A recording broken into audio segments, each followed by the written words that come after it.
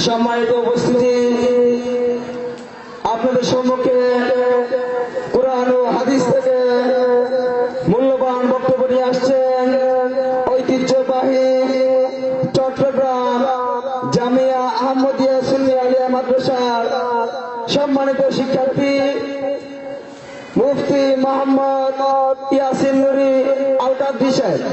মুফতি মোহাম্মদ ইয়াসিন নুরি আল কাদরি সাহেব হুজুরের কুরআন ও হাদিস থেকে মূল্যবান বক্তব্য পেশ করার জন্য আমি মাহফিল কমিটির পক্ষ থেকে ও মাদার কমিটির পক্ষ থেকে সবিনয় অনুরোধ করছি। আসসালামু আলাইকুম ওয়া রাহমাতুল্লাহি ওয়া বারাকাতুহু।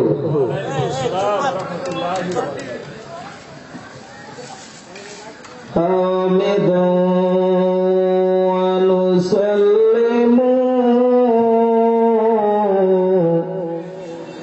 ওয়া নুসাল্লি আলা রাসূল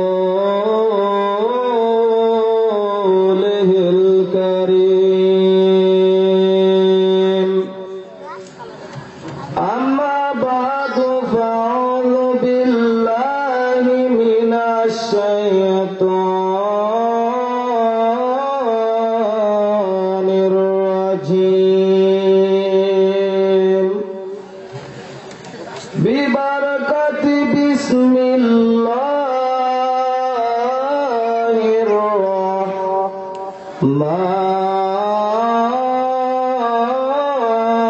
রাহমানির রাহিম।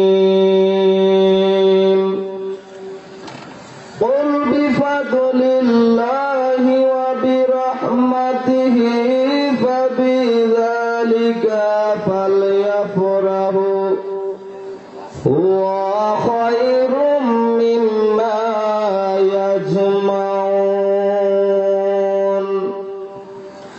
আইযান ক্বালা তাআলা আযযা ওয়া জাল্লা ফি কালামিহিল মাজিদ ওয়াল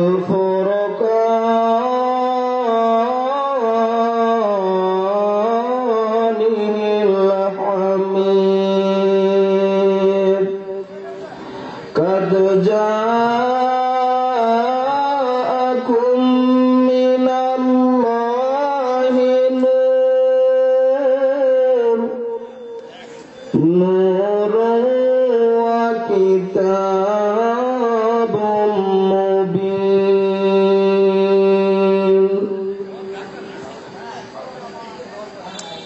عن أبي بكر الصديق رضي الله تعالى عنه من أنفق درهما على قراءة مولود النبي صلى الله عليه وسلم كان رفيقي في الجنة. عن علي رضي الله تعالى عنه من عظم مولود النبي صلى الله عليه وسلم فقد أحيا الموت إلا بالإيمان وآله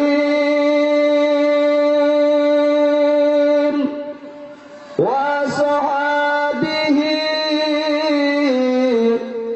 وأهل بيته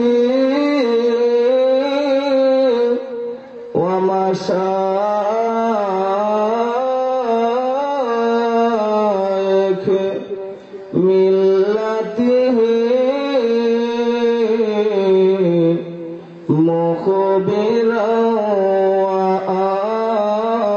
وآمرا. إن الله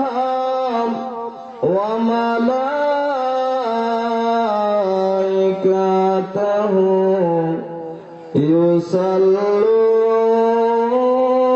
يصلون على النبي يا أيها الذين آمنوا صلوا عليه وسلموا تسليما اللهم صل একটু মহব্বতে পড়ুন তো সকলে সাইয়্যিদিনা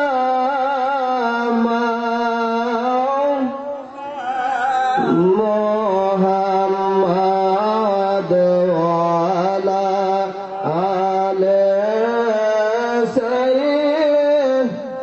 সাইয়্যিদিনা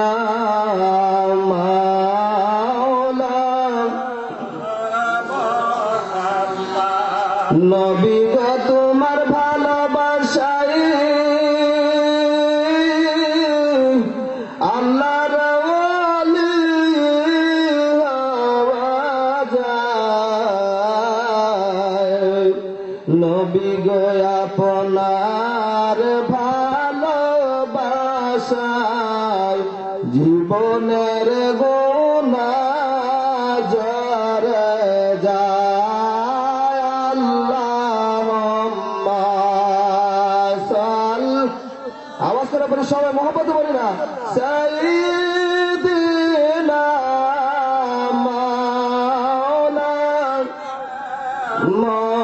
মুহাম্মদ ওয়ালা আলে সাইয়্যিদিনা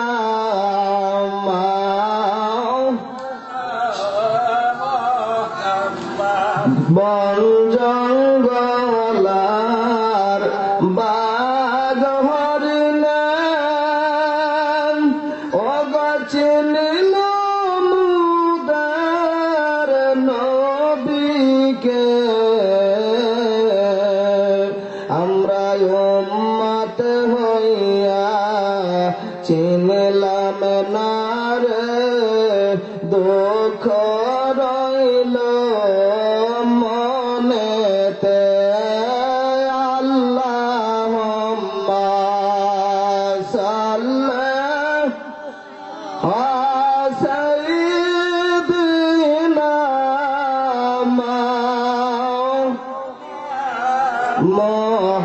মুহাম্মদ ওয়ালা দোকানপাটের বাইরে একটু দোকান ছেড়ে মায়েস্তের বাগানে মাহফিলে চলে আসুন মাওলানা ওয়ালা আলে সাইয়্যিদিনা মাওলানা আল্লাহ আল্লাহ আল্লাহ লা ইলাহা ইল্লা ও আমার আল্লাহ আল্লাহ আল্লাহ মাশাআল্লাহ মহব্বতে বলি তো একটু সকলে प्यारे सूरत हंसता चेहरा मुझसे जर से फूल चाँद की टुकड़ा नूर का पुतला हो का प्यारा रसूल नबी जी अल्लाह अल्लाह ইল্লাহ আমার আল্লাহ আল্লাহ আল্লাহ ইলাহা নবীর নূরে পয়দা হইল তামাম জাহান আরশ কুরসি লৌহ কলম মৌলার ফেরেশতা ইনসান নবীজি আল্লাহ আল্লাহ লা ইলাহা আমার আল্লাহ আল্লাহ প্রত্যেকের জবানটা একটু বিকে চাই মহব্বতে ইলাহা ওই একবার দেখা দিয়া শীতল কর নবী কলিজায় মোরার ও দুনিয়ানে দেখলে আপনায় দুজুখ রাম নবীজি আল্লাহ আল্লাহ আল্লাহ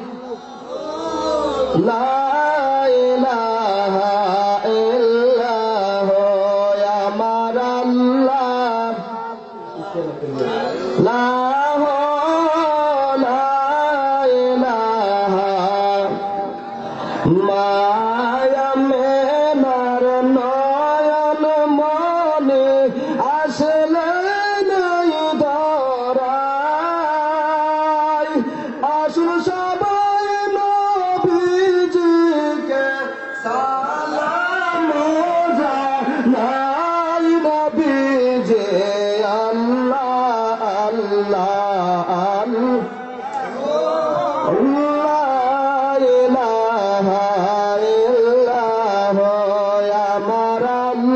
বাবার একটু সামনে আসলে সুন্দর হইতো মুরব্বীর সামনে আসেন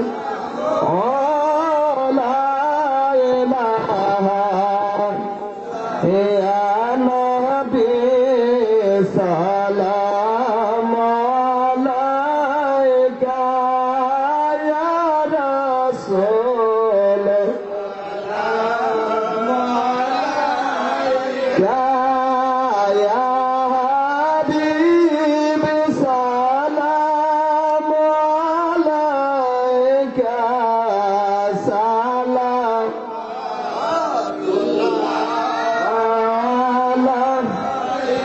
দরদি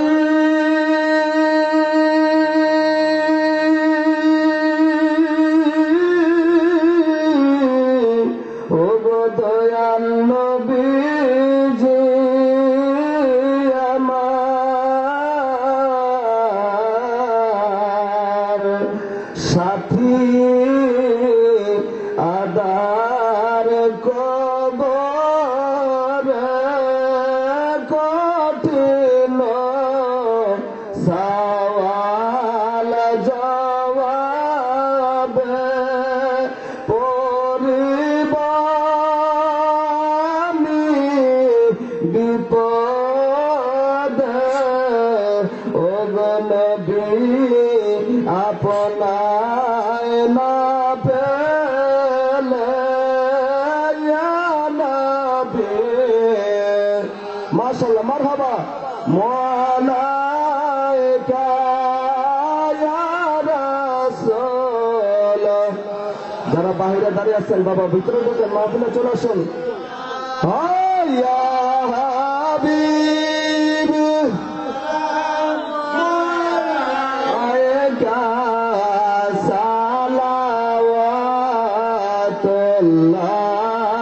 সালাওয়াতুল্লাহ নবীজি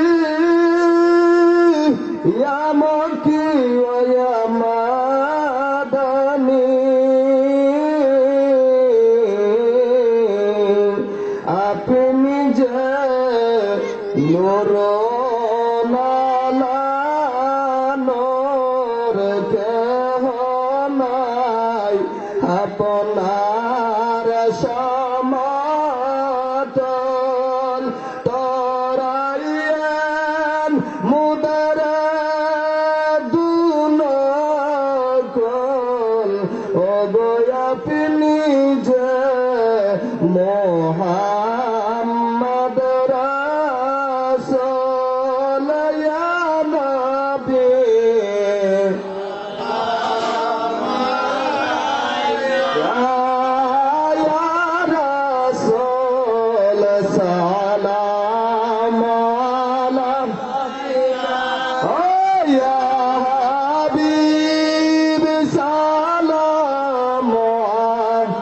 মাশাআল্লাহ মারহাবা সালাওয়াতুল আলা আমার নূর নবীজি আল্লাহর বাড়ি মক্কা নগরে আমার নূর নবীজি এলো দেখো মক্কা নগরে মায়া বেনার কোল বাবা মায়া বেনার কোলে বাবা আব্দুল্লাহর ঘরে আমার নূরের নবী তাশরিফ আনলেন মক্কা নগরে আমার নূরের নবী তাশরিফ আনলেন মক্কা নগরে মায়া বেনার কোলে বাবা আব্দুল্লাহর ঘরে ও মায়া বেনার কোলে বাবা আব্দুল এগো মায়া মেনা দেখে বলেন দুনিয়াবাসী হৃদয় আমার কুলে দুলে দেখো পূর্ণিমার শশী বিশ্ব ভুবন আলোকিত সেই নবীর নূরে অগ বিশ্ব ভুবন আলোকিত সেই নবীর নূরে মায়া মেনার কোলে বাবা আব্দুল্লাহর ঘরে আহা মায়া বেনার কোলে বাবা আব্দুল্লাহর ঘরে ইয়া নবী মারহাবা মাশাআল্লাহ আওয়াজ করুন বাবা সকল আওয়াজ করুন ইয়া রাসূল সালাম আলাইকা ইয়া হাবিব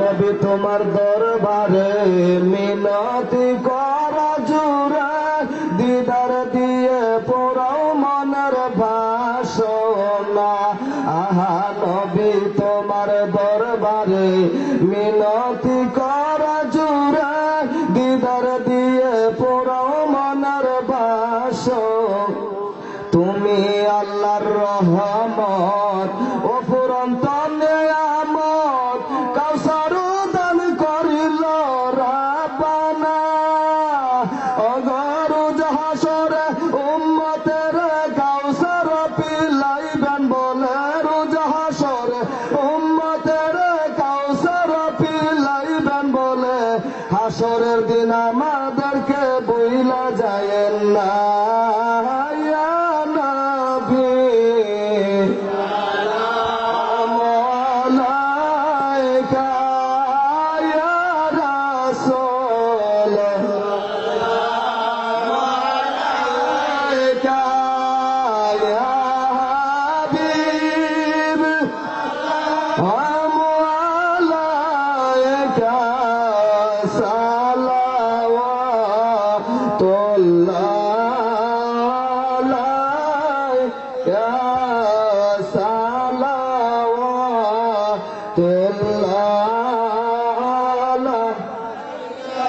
মোহাব্বতে আমরা ইসমে জাতের জিকির করব প্রাণ খুলে মন দিন উজাড় করে বাবা মাহফিলে এসেছেন ওয়াজ শুনবেন শুনলে সওয়াব হবে আমল করলে পরিপূর্ণ সওয়াব পাবেন এমন একটা আমল জোরে বলুন আমি তোমাদের মতো একজন আপনারা নাউজুবিল্লাহ বলেন না একটু খেয়াল করবেন এই পয়েন্টটা শুধু যেই আয়াতে কারিমা দিয়ে তারা আমাকে আপনাকে বিভ্রান্ত করতে চায় আল্লাহর কসম কোন সুন্নি আলেম লাগবে না আমি গুনাহগার চ্যালেঞ্জ করে বলতে পারি এই আয়াতে কারিমা দিয়ে আমি বুঝাই দেব আমার নবী তোমার আমার মতো কোনো কিছুতে হইতে পারে যারা বলেন তো সুবহানাল্লাহ এখন শুরুতে আমাকে দিয়ে আমি আপনাদেরকে বোঝাতে চাই আমি শুরুতে ওয়াজ করার শুরুতে মাইক হাতে নিয়ে হুজুর বলছিলাম মনে আছে কিনা দেখেন আমার এলেম নাই কালাম নাই বেয়াকল আমার কোনো জ্ঞান নাই আমি আপনাদেরকে কি বুঝাইবো যদি আল্লাহ তৌফিক দিয়ে এমন কিছু কথা বলছি বলার কারণে কি আপনারা চলে গেছেন কথা বলেন না বইলা চলে গেছেন আপনাদের বুঝা কি আকল ঘটা উচিত আপনাদের মেমোরির ভিতরে নেওয়া উচিত হুজুর triple master double title Bangla তো অনার্স মাস্টার এটাও বলছিলাম এরপরে উনি উনাকে নিজকে নিজে ছোটো করতেছে উনি কিছুই জানে না বলতেছে বোঝা গেলে হুজুরের ভিতরে আদব আছে যারা এই কথাটা বলে আপনারা কি জ্ঞান নেবেন কি আকল নেবেন কি নেবেন হুজুরের ভিতরে আদব আছে মোহাব্বত আছে এর দ্বারা এই নয় যে আপনারা উঠে চলে যাবেন এই কিছু জানে না কি বলবো এরকম শুরুতে করছে হায় ভাগ্যের সবাই এরকম কোন কথাটার অর্থ এরকম না আপনাদের জানা উচিত বোঝা উচিত যে নবীর শানে আয়াতে কারিমা আছে কাদ জাকুম মিনাল্লাহি নূর যে নবীকে আল্লাহ বলছেন শাহাদা ওয়া মুবাশশিরা, যে নবীকে আল্লাহ ডাক দিয়েছেন ইয়া আইয়ুহাল মুজাম্মিল, যে নবীকে আল্লাহ ডাক দিয়েছেন ইয়া আইয়ুহাল মুদ্দাসির, যে নবীকে আল্লাহ ডাক দিয়েছেন তোহা, যে নবীকে আল্লাহ বলেছেন ইয়াসিন,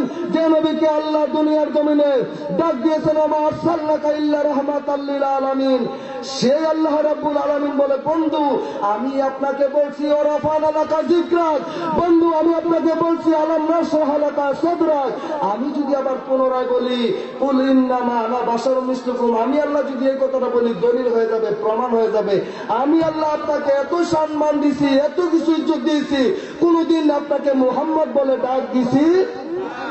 জগতের মানুষের যেহেতু আপনাকে নিয়ে বিভ্রান্তি পড়ে গেছে, কোন সময় আপনি যখন আবু জাহেল বলছে আকাশের চন্দ্র দ্বিখণ্ডিত করে দেখানোর জন্য, আপনি যখন দেখাইয়া দিলেন, যখন নাকি আপনি ডুবন্ত সূর্যকে উদিত করে দিলেন, যখন নাকি রাস্তা দিয়ে গেলে পাহাড়ের গাছ বৃক্ষলতা পাতা পাহাড় আপনাকে সালাম জানায়, লোকেরা মন্তব্য করে শুরুছে মোহাম্মদ খোদা মোহাম্মদ তো দুনিয়ার জমিনে একটা সাধারণ মানুষ নয়, এটা তো খোদার কাজ। কিসের কাজ?